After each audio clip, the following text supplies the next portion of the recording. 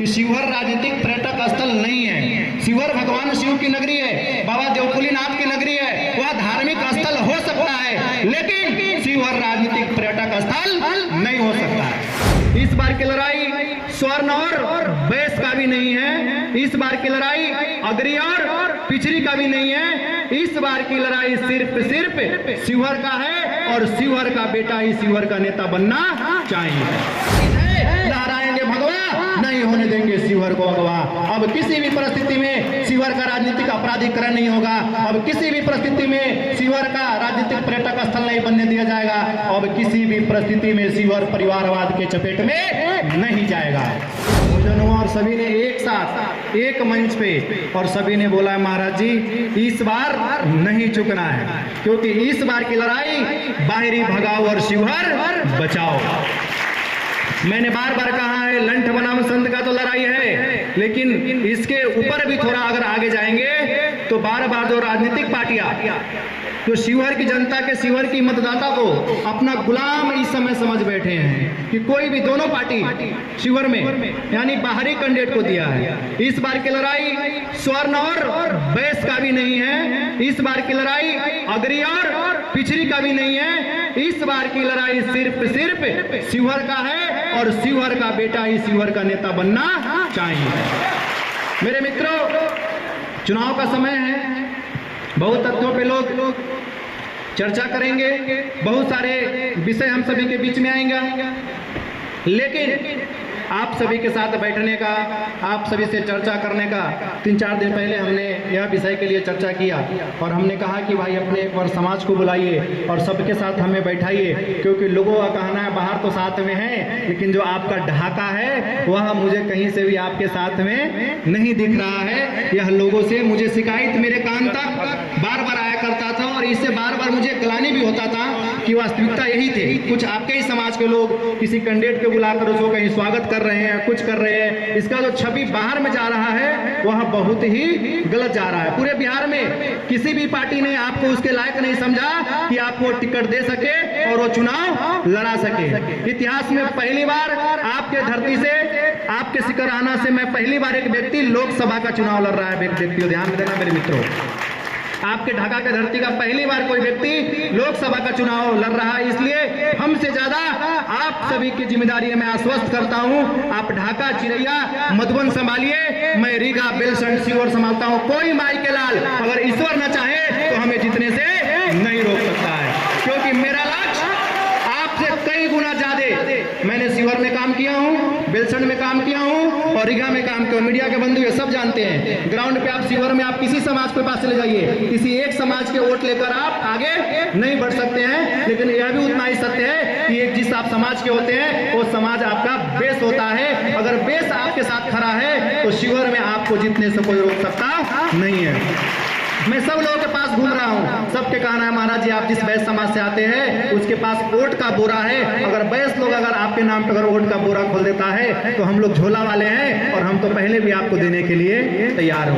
आपके समाज को पहला व्यक्ति मजबूत कैंडिडेट मिला है जो सब जानता है कि बाबा भाजपा है और आगे भी भाजपा रहेगा। मैं अपने भाषणों में, नुक्कड़ सभा में बार बार कहा हूँ, बिहार में भाजपा का 17 नहीं 18वां सीट शिवहर है और शिवहर एक कार्यकर्ता जीत कर जाएगा। और रही बात 400 पार का तो 400 पार ही रहेगा, लेकिन शिवहर एनडीए नहीं, एक बार एक कार्यकर्ता। बार बार आप सभी ने दलियों को वोट दिया है मित्रों, बार बार आप सभी को ठगा गया है। इस बार आप निर्दलियों को चुनिए, मैं आपको विश्वास दिलाता हूं कि आने वाला भविष्य आपका सुंदर रहेगा। मैं जीतूंगा तो शिवहर का हर एक व्यक्ति जीतेगा, मैं जीतूंगा शिवहर का माटी जीतेगा, मैं जीतूंगा आपका ढाका जीतेगा, क्योंकि इतिहास में पहली बार 1952 के बाद कोई आपका व्यक्ति चुनाव लड़ रहा है और जब आपका व्यक्ति जब आपके ढाका कोई सदन में जाएगा तो सबसे पहले आपके लिए आवाज उठाएगा, आपके लिए सोचेगा, आपके भविष्य के लिए विचार करेगा।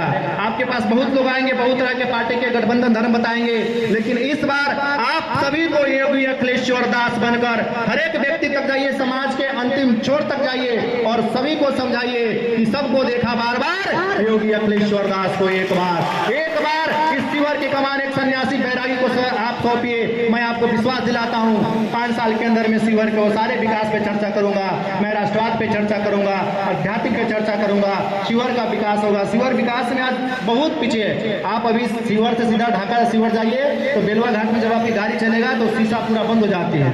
लेकिन कुछ राजनीतिक जो पर्यटक, मैं बार बार वास्तव में कहा हूँ कि शिवर राजनीतिक पर्यटक स्थल नहीं है। शिवर भगवान शिव की नगरी है, बाबा देवकुलीनाथ की नगरी है, वह धार्मिक स्थल हो सकता है, लेकिन शिवर राजनीतिक पर्यटक स्थल नहीं हो सकता है। पर्यटक स्थल का मतलब कोई भी राजनीतिक पार्टी यह समझ लिया है कि किसी भी व्यक्ति विशेष को शिवर में टिकट दे दीजिए और शिवर की जनता जिताकर उसको सदन में भेज देगा।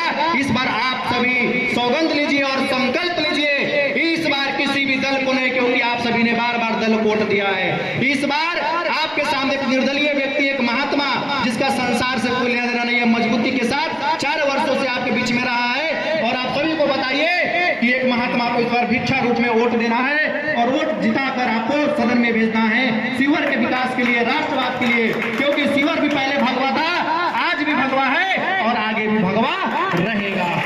मेरा एक ही लक्ष्य, एक ही ध्येय, लहराएंगे भगवा, नहीं होने देंगे शिवर को अगवा। अब किसी भी परिस्थिति में शिवर का राजनीतिक अपराधीकरण नहीं होगा। अब किसी भी परिस्थिति में शिवर का राजनीतिक पर्यटक स्थल नहीं बनने दिया जाएगा। अब किसी भी परिस्थिति में शिवर परिवारवाद के चपेट में नहीं जाएगा।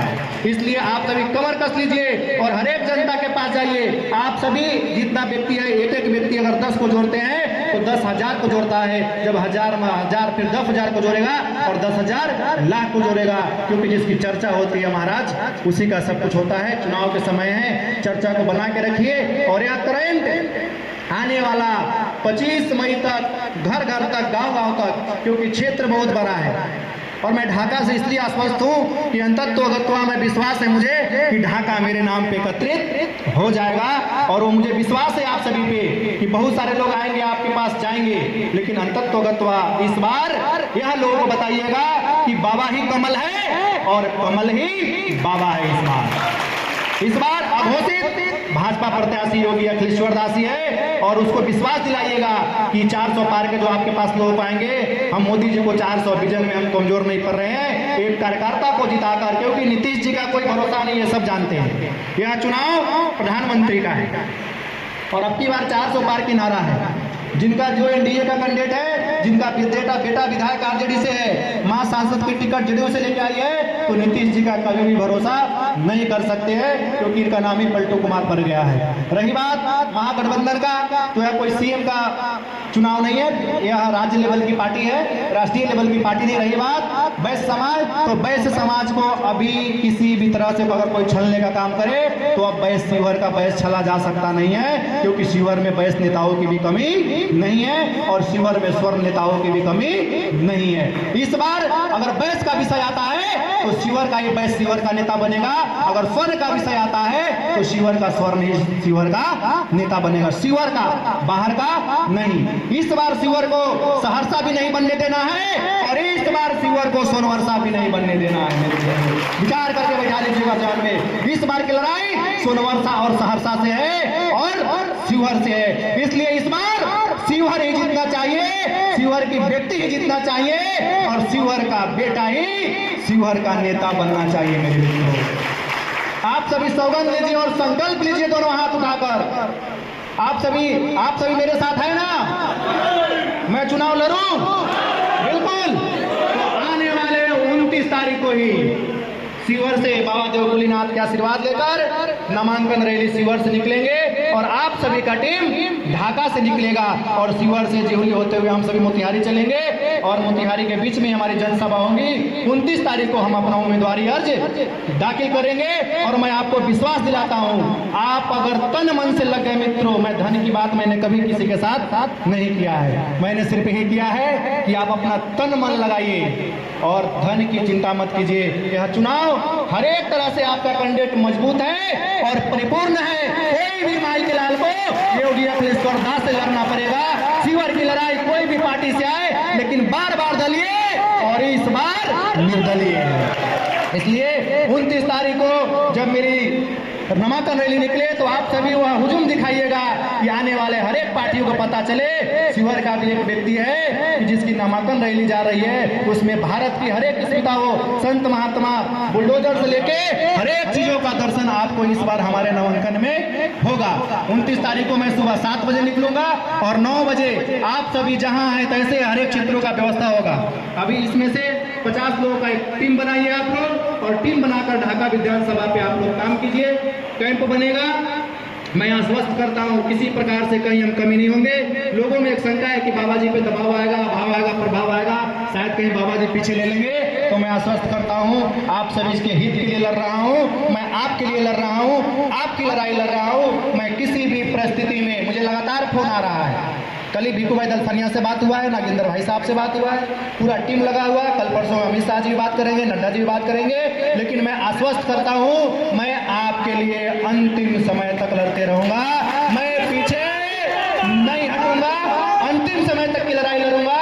पीछे हटने वाला काम इसमें नहीं होगा। परिणाम क्या होगा उसका कोई मुझे मतलब नहीं है, लेकिन मैं पहले भी शिवहर में था, आज भी हूं। लोग भी कहेंगे बाबा चुनाव लड़ रहे हैं और चुनाव बाद परिणाम क्या होगा वो चले जाएंगे, लेकिन मैं जाने के लिए नहीं आया हूं। मैं आपके बीच का हूं, आपका हूं, आपके बीच रहकर शिवहर के विकास हित के कार्य करने के लिए आया हूं। इसलिए आप सभी से मेरा दोनों हाथ जोड़कर विनम्र निवेदन रहेगा, मैं आगे बढ़ चुका हूं और बहुत आगे बढ़ा हूं, बस आप सब मेरा हाथ पकड़ के रखिएगा। मैं आपको विश्वास दिलाता हूं शिवहर को हम इतनी मजबूती कर देंगे, इतना मजबूत करेंगे कि आने शिवहर के अस्तित्व का, इस बार की लड़ाई शिवहर की अस्मिता को बचाने का, इस बार की लड़ाई आप सभी का भविष्य का है, इस बार की लड़ाई आप सभी का है। आप सभी को योगी अखिलेश्वर दास बनकर मैदान में आना पड़ेगा और उतरना पड़ेगा और इस चुनाव को लड़ना पड़ेगा।